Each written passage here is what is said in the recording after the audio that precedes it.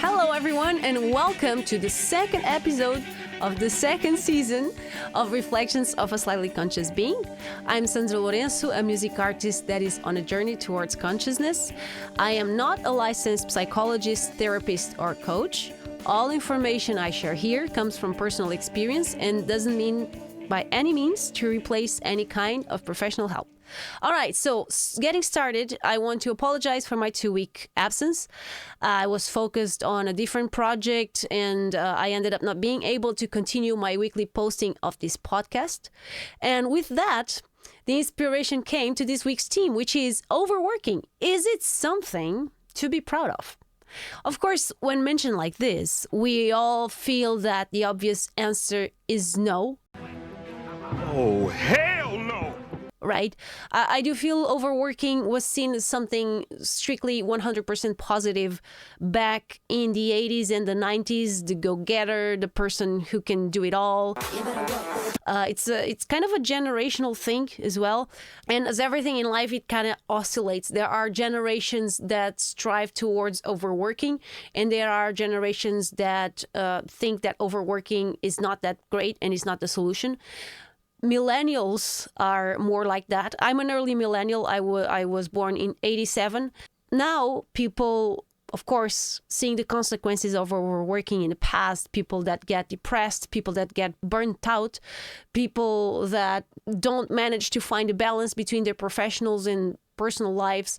And so there's this new generation coming in, millennials, that can see the consequences of overworking, and can say, I don't think that's a good thing. But of course, I'm generalizing. Not everyone from the same generation is the same, okay? There is a tendency of seeing this, but of course, not all generations are the same. There are people from all generations who strive to overwork, and there are people from all generations that strive for the opposite, which is doing less work. Of course, when we mention overworking nowadays, okay, we all feel that the obvious answer is no. We all know at least one person who is so obsessed by their career that they never have time for anything else, right? We all have that friend when we invite for something, right? Their answer is usually something in the terms like, oh, I would love to, but I just can't. I'm drowning in work. I'm in the middle of this important project and I just don't have the time right now, but I really want to hang out. Please, when I finish this project, I will have time and let's do this and this and that and that. But truth is, we all know that day never comes, right? When they finish that important project, something else pops up that requires their attention. So basically, they end up not having time again. It's a never-ending cycle, basically. And truth is, and this is very important because it all starts with the expressions and the words we use, right? We all have the same 24 hours per day. We all have the same time available. So when we say, I just don't have the time, that's not true. We all have the same amount of time available, all right? What we mean is, I have other priorities. And this is really important. I know it sounds like just words, but when you say I don't have the time, you're basically saying, oh, it's not my fault. I can't do it differently. I don't have the time. Truth is, you do have the time, but you choose to prioritize other things. And when you say it like that, you're actually taking ownership for your choice of managing your time. So we live in a society where work and having a career is definitely still overvalued. Don't get me wrong. I think it's very important to know our life's mission and to follow it, to feel satisfaction in what we do, makes our lives so much more fulfilling. And I know what I'm talking about, but life's not meant to be equal for everyone. Most people don't even know what their life's mission is, right? Most people just have a job because they need the money. And not everyone is aware of their life's mission. I always knew what I wanted to be. I always knew I wanted to be a singer ever since I was a child. I remember stepping on the stage for the first time when I was 11 or 12, and the feeling I had after it, like, this is what I want to do for the rest of my life. But even knowing my life's mission, I didn't believe I could make a living out of that. So I started working right after I finished high school. I was 17 when I started working full time. I worked in shops, I worked in restaurants, I worked in supermarkets, and I always did my best at every position I was in, but I didn't like it. I never liked working. I mean, I had to do it because I needed the money, and that was it. But that doesn't mean I was a bad worker. I mean, when I was getting paid for my time, and I always took that very seriously. If someone is paying me for my time, I'm making this choice, and it's also my duty to make the best, and to do my best no matter what task I was doing. So when I decided to go back to studying, and I was working at the same time, right on the very first year of university, I learned two big lessons about time management and balance. So the very first lesson I learned was to find the answer to the question, what was my priority? Was it my job or my degree? And this happened right on the very first important test I had. My boss pressured me to work that day, even after I mentioned several times that I needed the time off to study. I ended up going to work, and I ended up failing that important test, and I never managed to recover, and I ended up to take the same class again the very next year. So I learned my lesson, and from that moment on, I stood my ground every time I needed to study or go to classes, because I realized that my priority at that moment was to finish my degree. I was working just to get the money, but my priority was to finish the degree. So basically what I did was I would not attend to work if someone tried to force me to work on days I mentioned before that I couldn't, and this happened several times. And if I felt like I wasn't being respected, or just kept being pressured to work on days that I mentioned before that I couldn't, I just quit and found a different job. And I did this several times. I didn't feel bad with it because it was my choice, and I was prioritizing and respecting my decision. And guess what? This was actually in the middle of the crisis here in Portugal. Unemployment levels were over the roof, and still I always managed to find a job. So it's all about mindset. It's all about not finding excuses. It's all about prioritizing what you feel is right for you at that moment. And if other people don't respect that, it's their problem. That was my first lesson. The second lesson I learned was a lot harder. After skipping jobs for a while because I couldn't, I felt pressure to work more than I should, and I couldn't find a job that could fit my needs of time management. I found this job that fitted my current life situation perfectly. It was a job that, when I had a task to do, but I also had the liberty to manage my own schedule. Remember, with great power comes great responsibility. I was paid for the task and not for the time. So I had to do a job, and when I did that job, I was getting paid. And guess what happened? When I had some free time from studying or from attending classes, my priority was to make money. Eventually, I was basically studying and working. And my body started requesting the rest. It started out with a simple cold.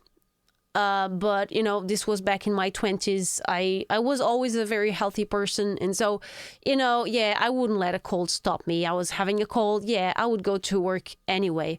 And so I went to work in the rain, driving my car around with the heating on so the windshield wouldn't get foggy and I could drive, and constantly going out and in the rain and back in the car. Yes, I had a cape. Yes, I had an umbrella, but still I was ignoring all the warning signs that my body was giving me. The symptoms got worse. The cold turned into a flu that wouldn't go away. And that's when I got worried. Luckily, I always had a good connection with my body, and I could recognize that it wasn't a simple flu. The cough was different. It came from a different place. I can't even explain because it was something that I was feeling. I was feeling that, okay, I need help because this is not a simple flu and this is not going away. And so I went to the doctor after a week of getting a cold, which is also very unlike me to be a full week sick. And I actually had pneumonia. My lungs were almost totally white. They couldn't even believe, because outside I looked just like I look now. They just realized how sick I was after seeing the x-rays and seeing my lungs. So I chose to recover at home. They talked about going to the hospital, but I really didn't want to go to the hospital. I just wanted to get home and recover at home. And it took me almost a full month to fully recover. I had high fevers, I had delusions, and pretty much didn't get out of bed during that time. And while I'm actually looking back and remembering that period, I don't ever remembering being that sick in my life. I think it was the only time I got so sick. And I'm thinking that I really want to also thank my former partner now, who was my partner back then, but he took so much good care of me. He would come to my house. He would cook meals for me. He would clean up the dishes. And I didn't have a dishwasher back then, so that counts extra points. And he kept me company when I was totally feeling miserable. And thank you so much for all of that. Thank you. And that was my second lesson. Listen to your body's warning signs. If you ignore them, they will get worse and worse till you're forced to stop. Okay? I do believe, and of course now we're entering the realm of beliefs, if you want to see it like that. I do feel our bodies are supposed to be healthy. Being healthy is the norm. It's what's normal. It's it's the perfect functioning point of every organism. We have an amazing immunity system that is meant to protect us. And when we get sick is usually because our defenses, our body defenses are failing us. They are not working as they should. So when that happens, we have to ask ourselves why. What's wrong with our bodies? And our bodies are controlled by our brains. So if our bodies aren't okay, then we have to understand, okay, what am I doing wrong? What can I do to correct it so that my body can go back to its optimal functional point? So I see all diseases as warnings. That's the way I choose to see things. And I do feel it's working out for me because I am a very healthy person. Of course, I do get sick also from time to time, but when I do, I recover also very quickly. So I do feel I'm doing a good work. This mindset is working out for me. So if you are a person that are constantly getting sick, if your body struggles to maintain its health state, then you should start by asking yourself why and what changes can you do in your life to change that. So that was my second lesson. Listen to your body's warning signs, because if you ignore them, they will keep coming back and stronger, and they will force you to stop. I didn't want to stop for a couple of days to heal from a cold, and I ended up with a pneumonia, and I ended up having to stop for 1 month. So both these two lessons are about balance, right? The first lesson is to prioritize, which is also a kind of balance. The second lesson is to listen to your body and listen to yourself and find out what is your optimal balance point. So the challenge here is that there's not a simple formula that works for everyone, because each of us is unique, and hence we have different needs and wants, right? But we live in a society, and this is the paradox, we live in a society that imposes the 40-hour work week for everyone. But truth is, that doesn't work for everyone, right? Some people want or even need to work more, and some people want or even need to work less. Unfortunately, wanting to work more is seen as a positive thing, and needing to work less is seen as a negative thing, right? You're lazy. So before the Industrial Revolution that started happening almost 300 years ago, people would work when necessary, following the rhythms of nature. That's what our bodies are genetically programmed to do, okay? There are times to work and there are times to rest. Just like in nature, there are cycles, right? During winter, everything is dormant, and then during spring, everything is working and everything is buzzing and there's energy all around. So even nature has these cycles of work and rest. And some professions in the past also had these work peaks followed by periods of rest. Tasks would change with the time of year as well, and different tasks also give the opportunity actually to stimulate different body parts and different parts of the brain while allowing other parts to rest. So it was kind of a natural balance. So the Industrial Revolution offered opportunity of more money in exchange for more time of work.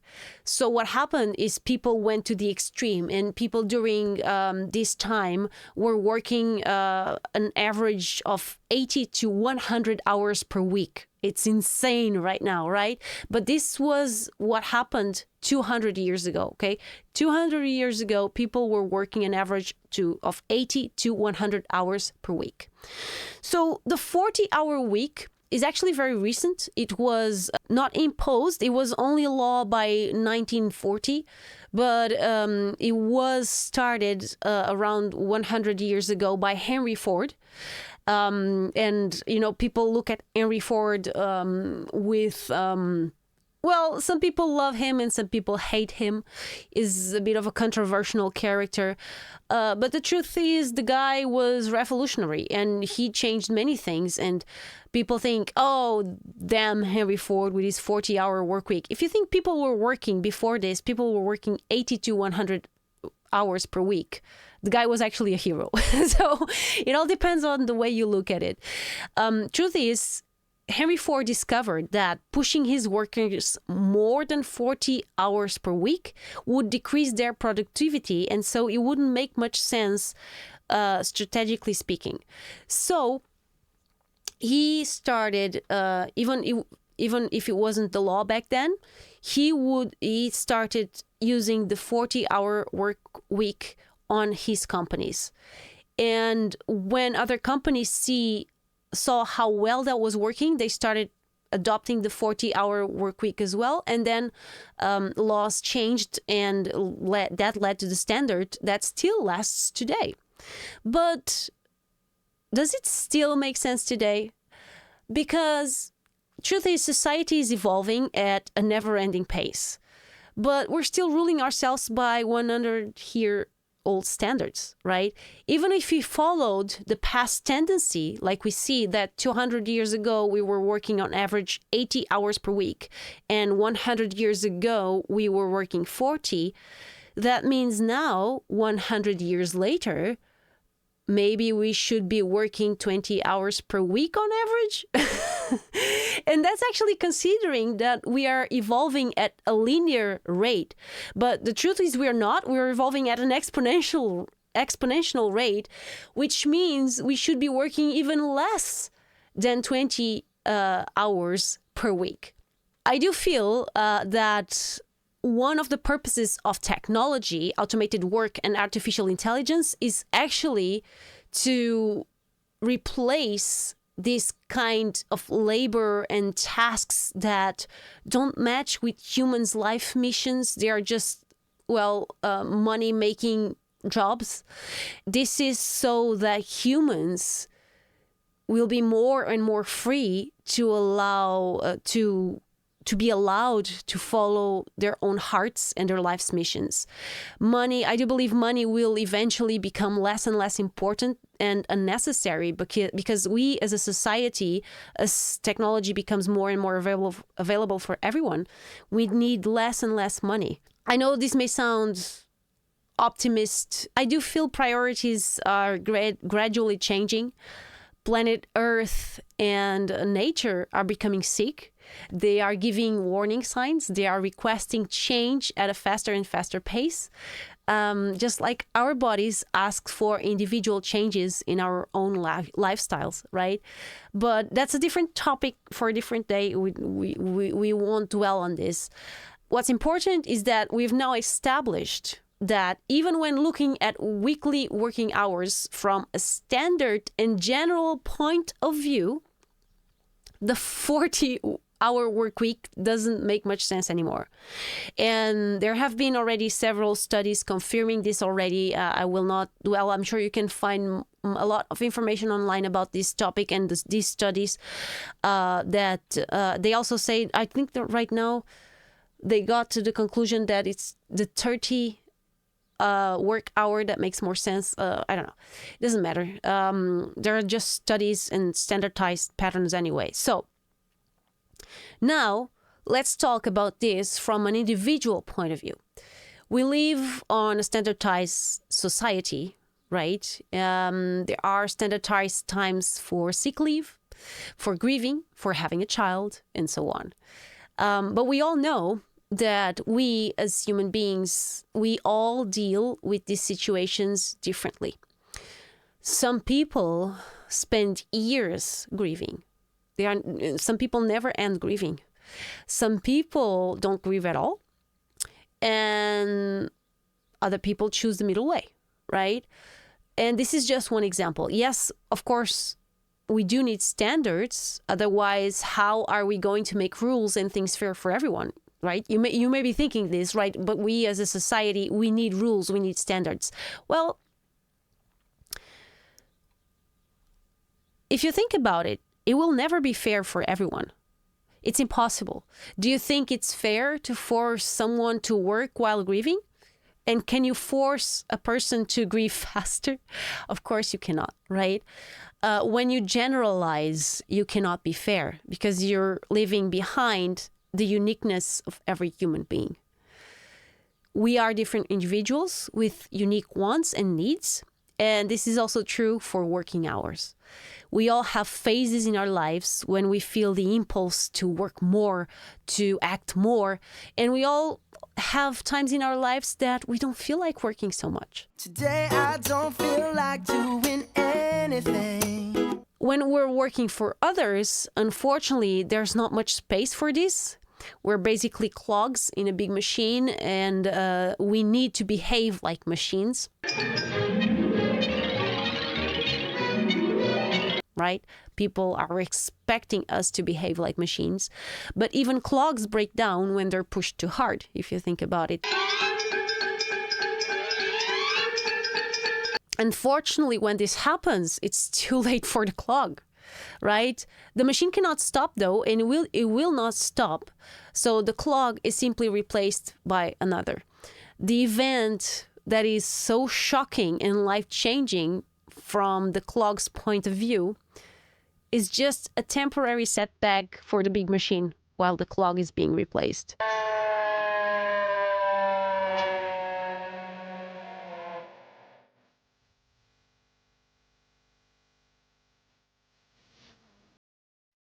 So yes, there are clogs that are harder to replace. There are more unique clogs, but none is irreplaceable from the machine point of view.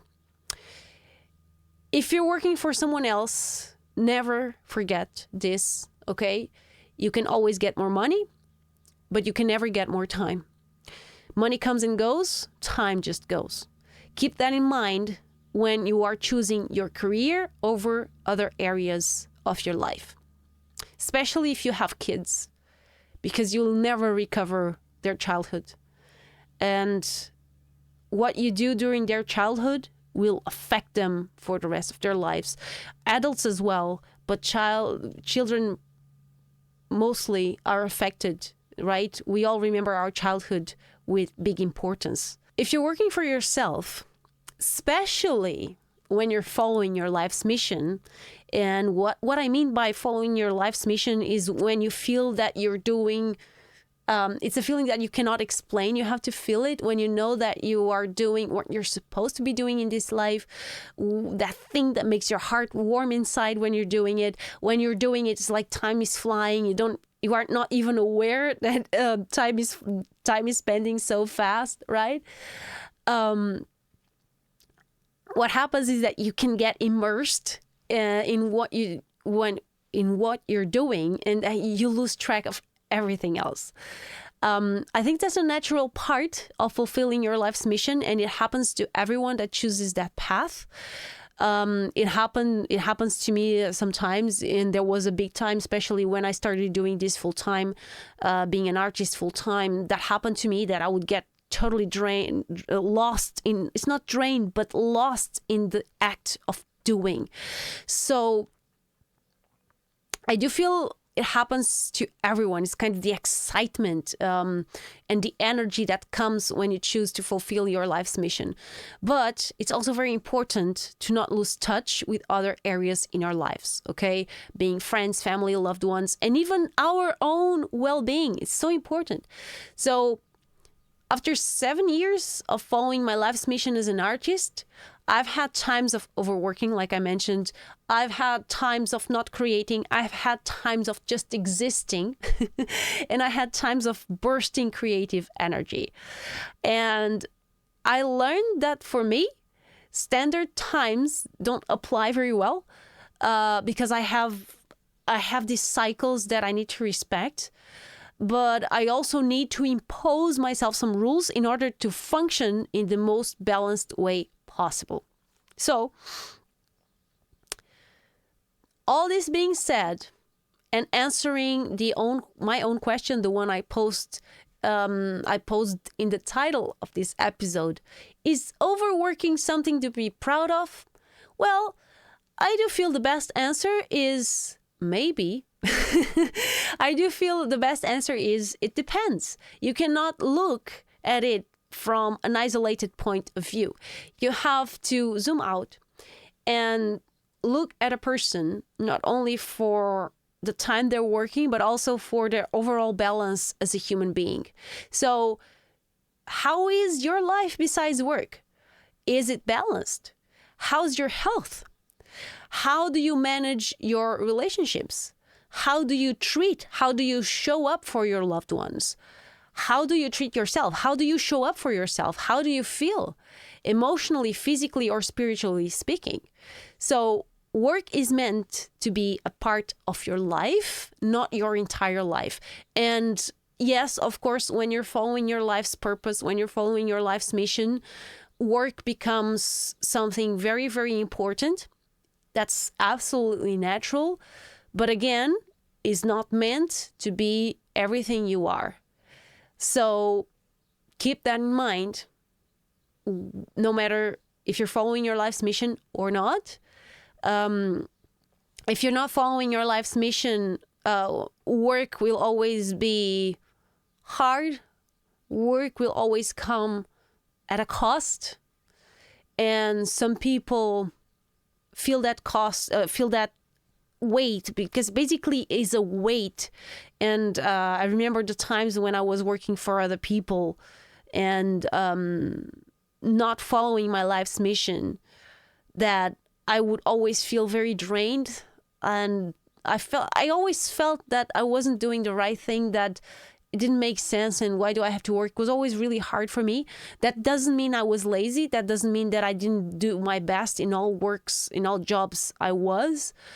I feel like, and I always got that feedback that I was a good worker, that people were happy with my work. I was the one who wasn't happy. But I do feel like knowing what I wanted to do helped me immensely. And I know that most people don't even know what their life mission is. They're still looking for it. Or maybe they are not even looking for it. They are just accepting the job they have. And if that's your case, there's nothing wrong with it. It's just part of the journey. We are all in different, trying new things. We are all following our own paths. The thing I wanted to say is that don't give up. Don't stop looking. Don't stop thinking about this. What's your life mission? What would you be really happy in doing it? Sometimes considering if money wasn't an issue, and okay, yeah, first I would travel or do this or do that and yada yada. We all have all those things that we would do if we were rich. But after you've done all those things and you are bored and you want to do something with your life, you want to do something productive, what would that something be? And that's your life mission. So that's one way you have to find your life mission. Hopefully it will help. That's all I have for you guys today.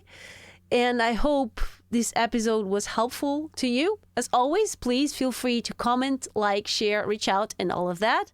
See you next week. And again, if you have suggestions for a team, or if you have a specific question about something that was said, or any doubt or any suggestion, anything at all, send me an email. I'm at mail@sandralourenco.pt. Send me an email and see you next week.